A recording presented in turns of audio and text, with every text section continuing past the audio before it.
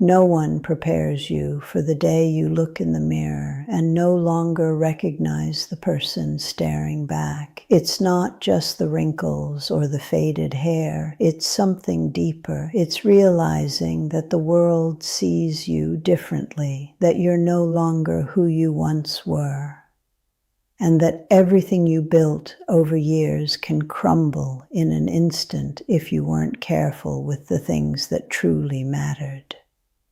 I spent decades thinking that time was infinite, that there would always be another chance to fix what was broken, to say what I kept silent, to embrace those I let go.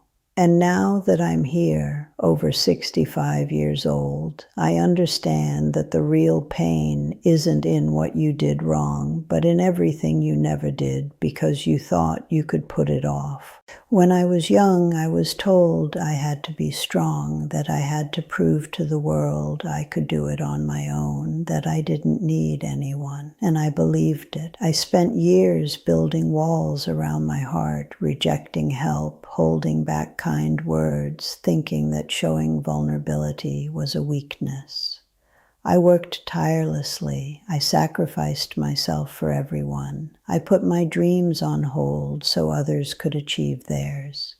And I did it convinced that one day someone would appreciate it, that one day I would receive the recognition I deserved. But life doesn't work that way. Life doesn't reward you for silent sacrifice. It doesn't applaud you for enduring in silence. It doesn't give back the years you gave, waiting for someone to notice everything you did.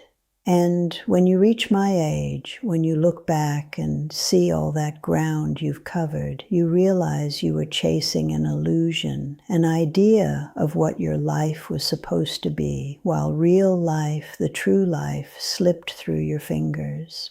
Today, I understand something I didn't see before. The loneliness of old age doesn't arrive suddenly. It builds little by little, with every word left unsaid, every apology not offered, every hug avoided. I have children, I have a family, but there are days when I feel completely alone because the relationships you neglected when you could have, the ones you let grow cold out of pride or weariness, don't mend with time. They break completely, and it hurts. It hurts more than words can describe. It hurts to know that there are people who were by my side for years and now barely call me, not because they're bad people, but because I never gave them enough reason to stay. I was always so busy being strong, being the one who solved everything, being the one who didn't need anything, that I forgot that people also need to feel needed, that bonds are nourished by reciprocity, by shared moments, by sincere conversations, by that intimacy that is only built when you lower your guard and allow the other to see you as you are. I spent so many years worrying about what others thought of me, about maintaining an image of perfection, about not showing my fears or flaws, that I ended up pushing away the people who truly mattered to me. And now that I no longer have to prove anything to anyone, now that I can finally be myself without fear of judgment, it turns out there's no one around to see that honest version of me. The irony is cruel. You reach a point in life where you finally understand what you should have done differently, but you no longer have the energy or the opportunity to change it. Your children have their own lives, their own families, their own worries, and you become a Sunday phone call, a rushed holiday visit, an obligation they fulfill because it's the right thing to do, not because they truly want to be there. And you can't blame them because you did the same thing with your parents, because life always seemed more urgent than sitting down to listen to stories of the past, because you believed you'd have plenty of time for those conversations when it was more convenient. Let me tell you about something no one mentions when you're young. The body ages, but the mind remains stuck in some moment of the past. I still feel like I'm 30, like I can do everything I used to do, and then I get up from my chair and my knees remind me of the truth. The mirror reflects an image that doesn't match what I feel inside. And that creates a deep disconnect, a kind of permanent mourning for the person you were and will never be again. There are days when I struggle to accept that this is who I am now, that this tired body, these trembling hands, this aching back are mine forever. And the worst part isn't the physical pain. The worst part is the invisibility. It's walking into a place and no one looks at you. No one asks your opinion, being treated as if you no longer have anything interesting to say simply because your appearance no longer fits what the world considers valuable. When you're young, you believe beauty is important, but you don't understand the extent to which the world treats you differently simply because of how you look. And when that beauty fades, when time takes its toll and your reflection changes, you discover that much of the respect you received wasn't for who you were, but for how you looked. That hurts. It hurts to realize that many of the smiles you received, many of the doors that opened for you, many of the opportunities you had were contingent on something as fleeting as youth. And now that you no longer have it, now that you're invisible to most, you understand that you should have built your worth on deeper things, on your knowledge, on your genuine relationships, on the person you were inside, not on the image you projected to the outside world. Today I look back and see all the hours I wasted in front of the mirror, all the energy I spent worrying about my weight, my clothes, whether I looked good or bad, and it seems so absurd, because now that all that doesn't matter anymore, now that no one cares if I'm a kilo heavier or lighter, I realize I could have used that time to truly live, to enjoy my body while it was functioning properly, to dance without worrying about how I looked, to eat without guilt, to accept myself as I was. But I didn't. I spent my life fighting against my own body, rejecting it, criticizing it, as if it were my enemy, when in reality it was my only home, the only place I was going to live every single day of my life. And here's another truth no one tells you. Money matters far more than they make you believe when you're young. They sell you the idea that love conquers all, that happiness doesn't depend on material things, that the important thing is to follow your dreams no matter the cost. And yes, there's some truth to that. But there's also a brutal reality you discover when you reach my age. Old age without money is a nightmare. It's depending on others to survive. It's not being able to pay for your medication. It's living in constant fear of any emergency because you have no way to deal with it. I worked my whole life, but I never really thought about the future. I never saved enough. I never planned for these years.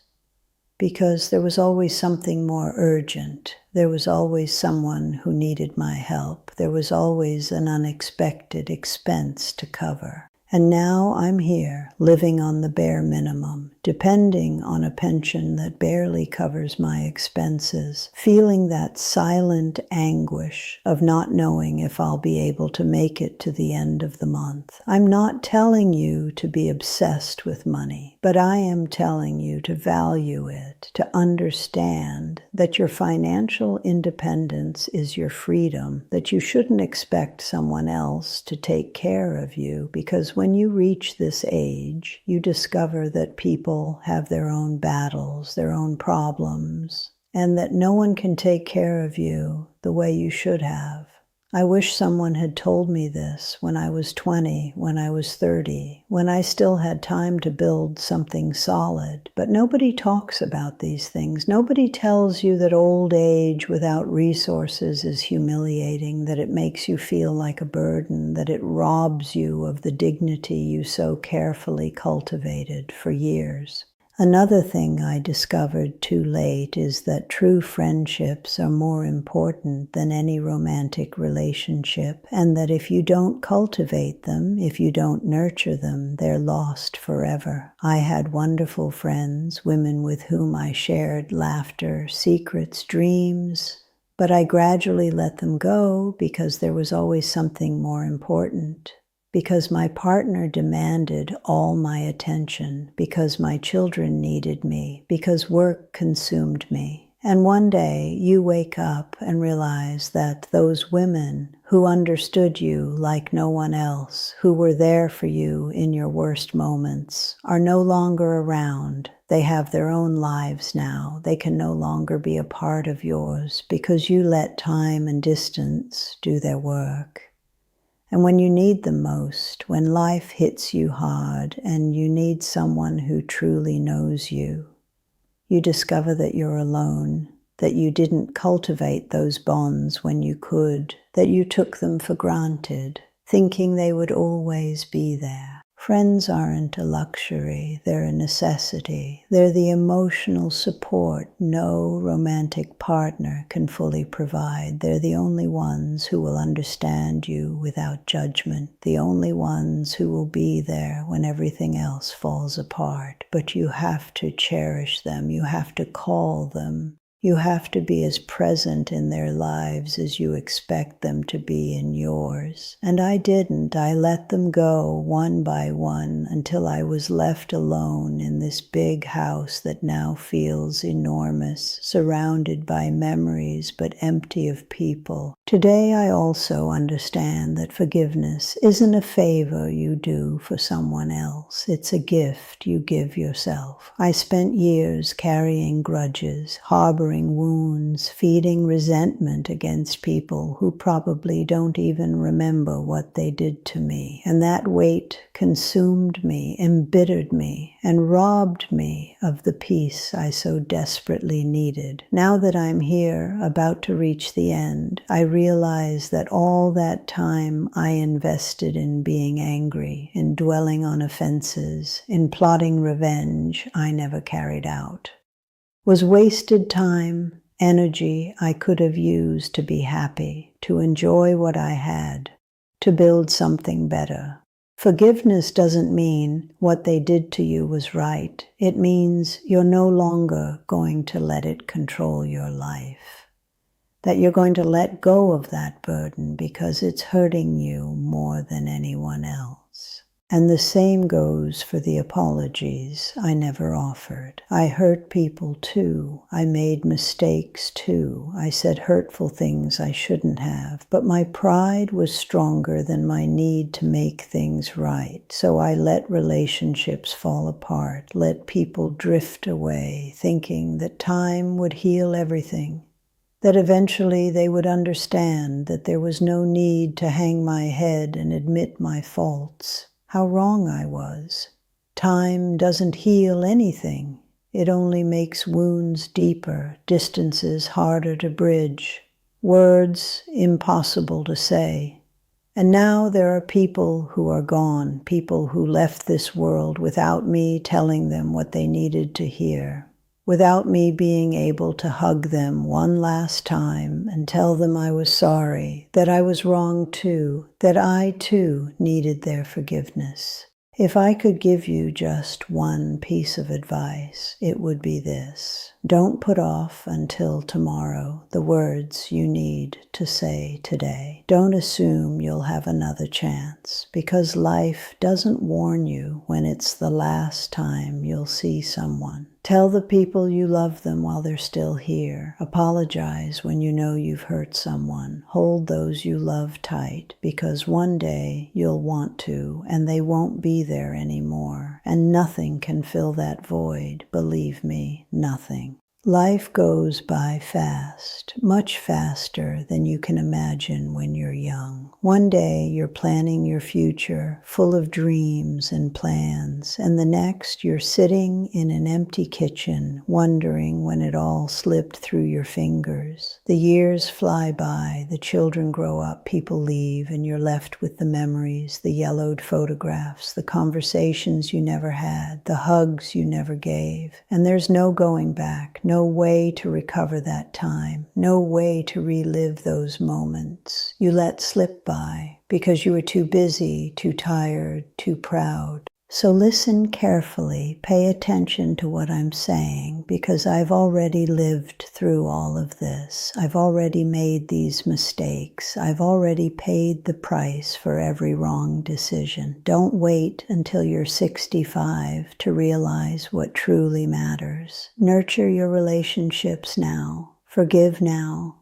Ask for forgiveness now. Save for your future now. Value your health now. Enjoy your body now. Don't sacrifice your present for a future that may never come. Don't postpone your happiness, waiting for the perfect moment, because that moment doesn't exist, because life is now. It's today. It's this very instant you're living and that you'll never be able to repeat. And above all, don't be afraid to be vulnerable, to show your emotions, to ask for help when you need it. Strength isn't about doing everything alone. It's about knowing when you need to lean on someone else. It's about building a network of people who truly love you, who are there not because they have to be, but because they want to be. Because when you reach my age, when your body no longer responds as it once did, when your strength fades, you're going to need those people. And if you didn't take care of them before, if you didn't show them how much you valued them, they probably won't be there for you anymore. Old age is hard, it's lonely, it's painful in ways you can't understand until you experience it. But it doesn't have to be so difficult if you do things right from now on, if you learn from the mistakes of those of us who have already been through this, if you value what you have while you still have it. Please don't make the same mistakes I did. Don't let pride steal the relationships that matter most. Don't let fear paralyze you. Don't let time slip away without you having truly lived. Because in the end, when you're alone, like I am now, when you look back and take stock of your life, you won't remember the extra hours you worked. You won't value the money you earned if you earned it at the expense of your health or your family. You won't feel proud of having endured in silence when you should have spoken up. The only things that will matter are the people you loved and who loved you, the moments you shared, the laughter, the hugs, the deep conversations, the times you were truly present. That's the only thing that remains when everything else disappears. That's the only thing that makes a life worthwhile.